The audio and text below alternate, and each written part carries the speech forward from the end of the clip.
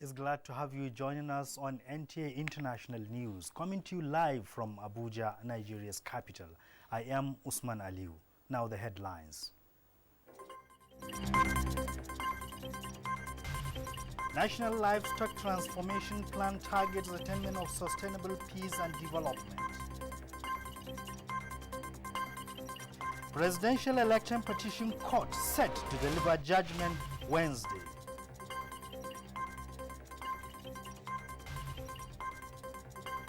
And Bill and Melinda Gates Foundation supports Nigeria's agricultural program.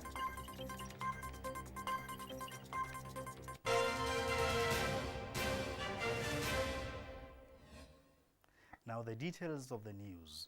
President Muhammadu Buhari has described as unfortunate, disturbing and counterproductive the undue politicization of the nation's security situation.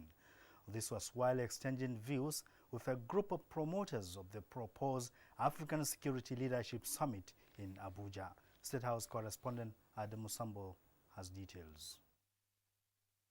President Muhammadu Buhari said no matter how much the revisionists try to distort history, records are there to show the significant achievements recorded by his administration in the area of security since coming to power in 2015.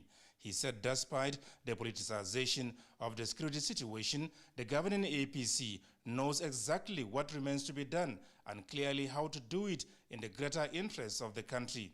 The president lauded the plan to convene a high-powered security summit that will bring together some of the leaders on the African continent, defense attachés, embassies and high commissions, leadership of the defense community in Nigeria, and many others to chart the best way forward.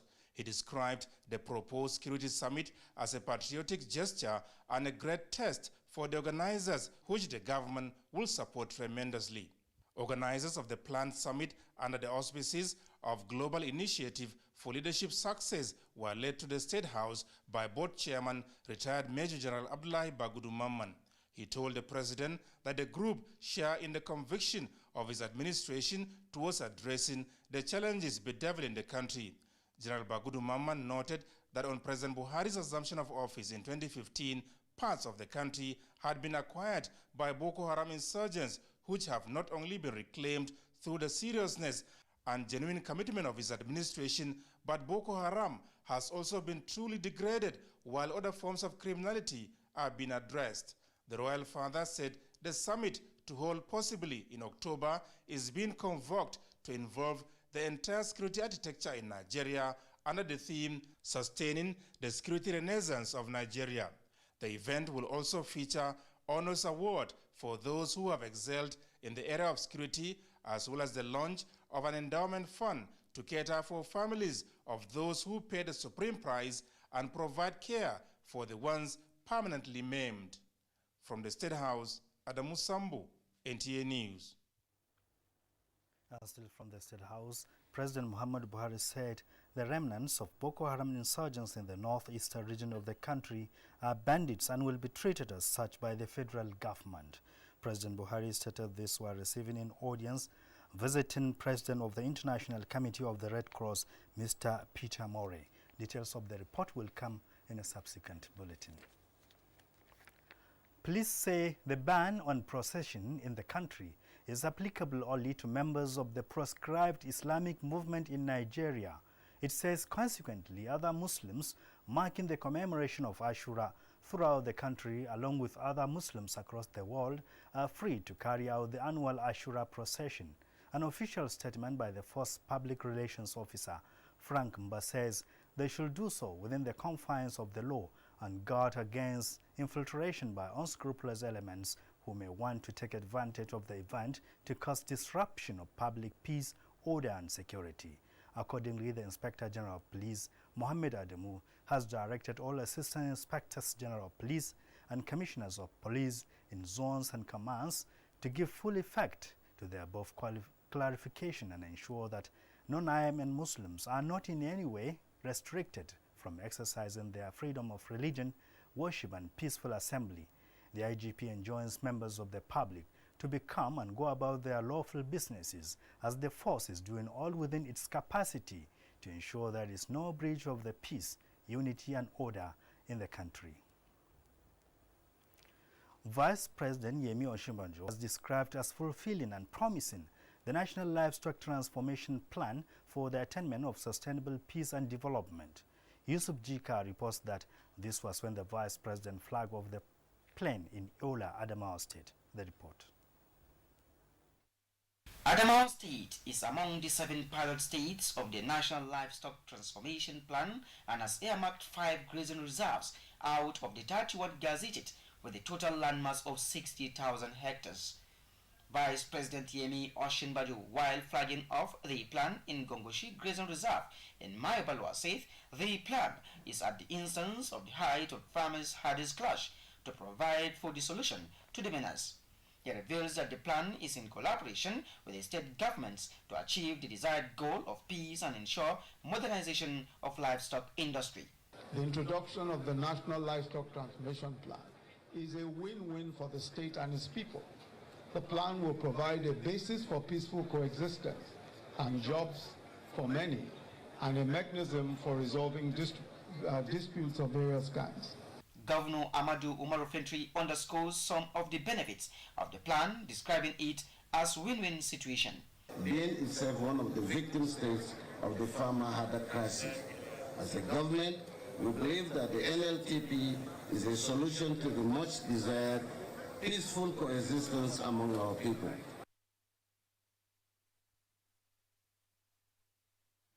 Sorry for that abrupt ending. Now to judicial matters. The Presidential Election Petition Court is set to deliver judgment in the petition filed by the People's Democratic Party and its candidate Atiku Abubakar on the 11th of September in Abuja. The petitioners are challenging the election of President Muhammadu Buhari in the February 23, 2019 presidential election. The PDP is challenging the conduct of the election in 11 states of the Federation. Councils in the matter adopted their final written addresses on August 21, 2019. Justice Mohammed Garba is the chairman of the 5-man panel. And now records reveal that Nigeria is among countries with high cases of road accidents in Africa. These accidents often associated with negligence and bad roads, among other identified factors. To this end, Road Users Network of Nigeria, with relevant authorities, including the Nigerian Television Authority, are finding ways towards reducing road crashes in the country. Rachel Shaibu reports.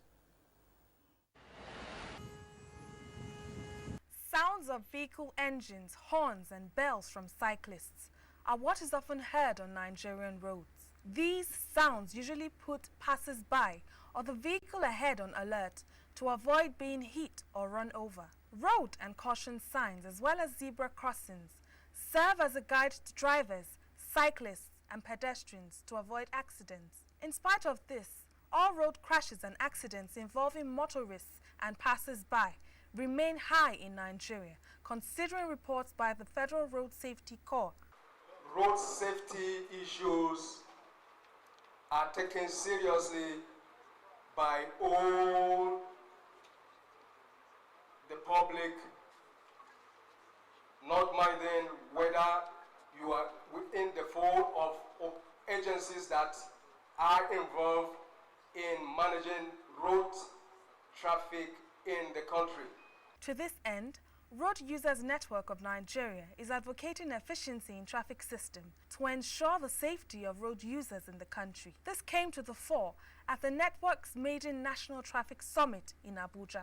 Until every citizen takes responsibility while on the road, either via a text message or a phone call, it will not go well in building a healthy road culture in Nigeria. What role does the broadcast media like the NTA play in educating Nigerians on road traffic regulations? Executive Director, Administration and Training, Steve Egbo speaks. The NTA is part of schedule to educate Nigerians on the need to be responsible, to be polite, to be respectful to other road users.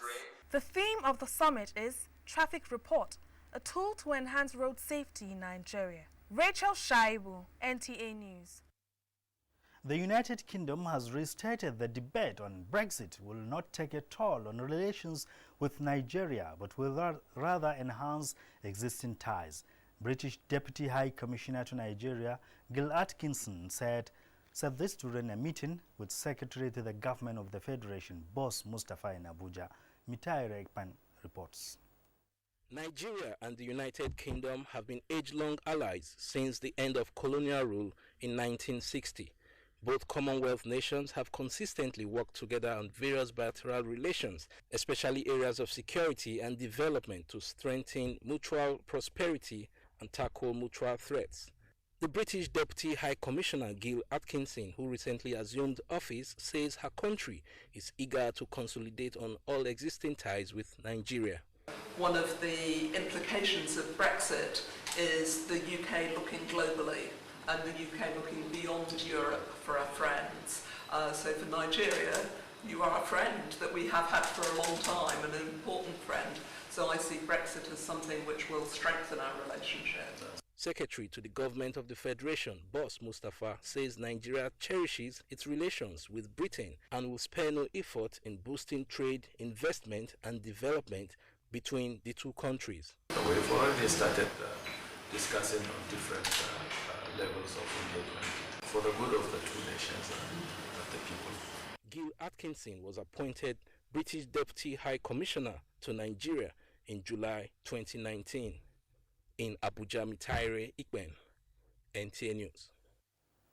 In another development, Yobe State Government is seeking collaboration with United Nations Development Program to rebuild some critical infrastructure destroyed by insurgency in the state. The state governor, Mai Mala Buni, made the request when he received the UNDP resident representative, Mohamed Yahya, at the Governor's Lodge in Abuja. Ilyasu Ali Yakubu now reports. The United Nations Development Program, UNDP, has been putting in place critical infrastructure in the northeast with major focus on Borno, Yobe and Adamawa states as a result of Boko Haram insurgency in the area. The UNDP resident representative, Mohamed Yahya, said the United Nations has been working in the northeast, putting structures in place for the betterment of the affected people. We discussed the need to bring about stabilization programs around areas that have been affected by Boko Haram activities and how we can help the state recover and ensure that it goes through the pathways for its own development agenda.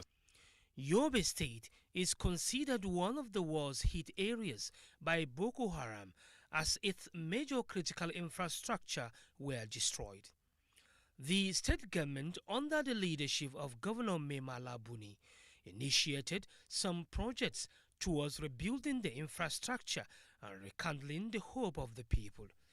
Part of the initiative are geared towards revitalizing the education system that will help the children affected by insurgency access quality education.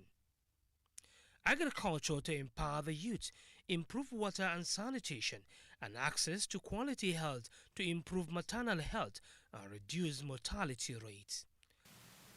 With our country earmarked to receive over $36 million from the Regional Stabilization Fund during the first 2 years of implementation, we would like for the UNDP to key in and support the implementation of key development programs that we have initiated in our states. As the security situation continues to improve in Yobe State and people who have fled their communities because of Boko Haram insurgency now returning to their communities, these projects initiated by the state government, experts say, can rejuvenate activities in the affected areas. In Abuja, Ilyasu Ali Yakubu, NTA News.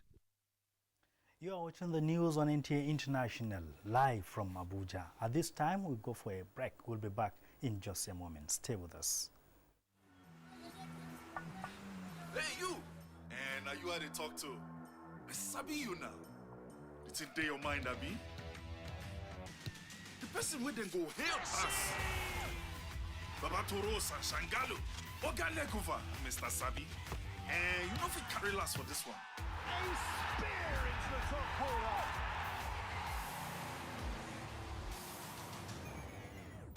We Sabi say Peking go crawl before in waka. So don't look, no help anybody. No dolly, no.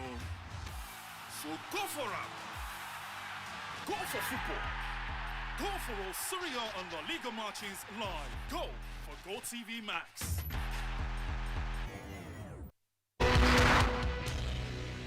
NTA International News. Africa as it is. Thanks for staying with us. The 2019 NTA Engineering Conference is prospecting new ways to balance quality transmission and technological innovation through maintenance. Engineering operations are at the base of television transmission, and improving engineering maintenance align with NTA's quest to improve on quality. Francis Form reports. Head of Master Control Unit here at the NTA headquarters. She's been here for about 17 years. Engineer Peace and her colleagues are attending the engineering conference to explore new and improved ways of engineering operations. For them, this conference is a wake-up call for engineers in the NTA to ensure proper maintenance of broadcast equipment. If we maintain our equipment, the equipment will serve us better. In other words, those equipment will be available at all times and they will be reliable. The Executive Director of Engineering says, clean it, repair, do alignment, do adjustment, and ensure equipment work. Director General of NTA Malam Yakub Ibn Mohammed, who declared the conference open, acknowledged the contribution of engineers to the successes recorded in the last 3.5 years and urged them to give adequate attention to system maintenance. Even when times are good, even when you have all the money in the world, money is not meant to be thrown away, right? You must give consideration to maintenance, right? And maintenance is key, to the consolidation of the modest achievements we have made. The theme of the conference is the relevance of maintenance in television broadcasting. In Abuja, Francis Form, NTA News. The Bill and Melinda Gates Foundation has pledged to support Nigeria's agricultural program through investment in area of research. Deputy Director Agricultural Development Tom Kiho, while interacting with the Nigeria's Minister of Agriculture and Rural Development, Sabona Nono, says the foundation investment are backing efforts to develop disease-resistant varieties that are more nutritious and can be easily processed. The key goal, he says, is to support innovations that can help farmers adapt climate-smart initiative in crop production. Sabona Nono describes research as strategic in developing the agriculture and food security. He says the ministry will work with Bill and Melinda Gates Foundation towards improving livelihood of rural farmers. And now, with several protocols and trade articles yielding less results in improving trade volume among member countries, the Economic Community of West African States, ECOWAS, is initiating new interventions to facilitate trade in sub-region. Officials from trade ministries of member countries are in Abuja to review and evaluate the interventions. Kelvin Ehonoe has details. 14 out of the 16 member countries are already implementing the ECOWAS Common External Tariff in furtherance of the ECOWAS Trade Liberalization Scheme adopted in 2013. Despite this, very little has been achieved in scaling up trade among member countries. For instance, Nigeria manufactured exports to ECOWAS countries still fluctuates around 5.4%, while agricultural produce exports dropped from 4.4% in 2010 to 0.5% in 2017. Nigerian delegation to this meeting say lack of synergy in implementing trade policy in the sub-region remains a challenge. And also ensuring that we meet our international commitment from the Trade Facilitation Agreement and from the Regional Trade Integration Program in West Africa. So these are paramount issues of importance to us. Improving transport infrastructure, enforcement of anti-trade barriers policies, including ECOWAS Customs Code, are some of the new initiatives proposed to ease and increase trade in the sub-region. Number one, we have the ECOWAS Trade Liberalization Scheme, which is a scheme to try and promote businesses to register so that once they've registered, their products can move freely within the community. So for example, a Nigerian business that meets all the requirements will register, and by doing so, it can send its goods all the way to Senegal, to Cape Verde, to Benin, without having to pay any tax. The ECOWAS Commission is optimistic that it can achieve the single currency policy in 2020, a move expected to further improve multilateral trade in the sub-region.